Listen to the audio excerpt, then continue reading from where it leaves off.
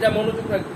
যে ব্যক্তি সবাইকে গুরুত্ব দেয়, সবাইকে ভালোবাসা দেয় এবং তাদের মর্যাদা অনুযায়ী সম্মান দেয়, সে ব্যক্তি সবার প্রিয় হয়ে ওঠে। কাজ করতে হবে, সবাইকে গুরুত্ব দিতে হবে। আপনি বলবেন ওনাকে আমি গুরুত্ব দিব কেন? এখানে মাদ্রাসাতুল মদিনা যত টিচার আছে সকলকে আমরা গুরুত্ব দিব। এমনকি জামিয়াতুল মদিনা আপনার উস্তাদ হোক বা না হোক, যে হুজুর তাকে আমরা কি দিব? উস্তাদ না হলেও তাকে আমরা কি দিব? অর্থাৎ যে মুসলমান নবীর আশেক, নবীর উম্মত, তাকে আমরা কি দিব? সম্মান করব, গুরুত্ব দিব। কিন্তু আমাদের মাঝে তাকে উনি আমার ক্লাস টিচার, উনি আমার হুজুর না, উনি জামিয়ার হুজুর, উনি এই হুজুর, আমরা আলাদা আলাদা গ্রুপ বানাই, এইগুলা চলবে না। আমির আহলে সুন্নাত বলেন সবাইকে গুরুত্ব দাও আর সবাইকে ভালোবাসো। সবাইকে কি ভালোবাসতে করতে হবে? সবাইকে ভালোবাসতে হবে এবং সকলকে মর্যাদা দেন।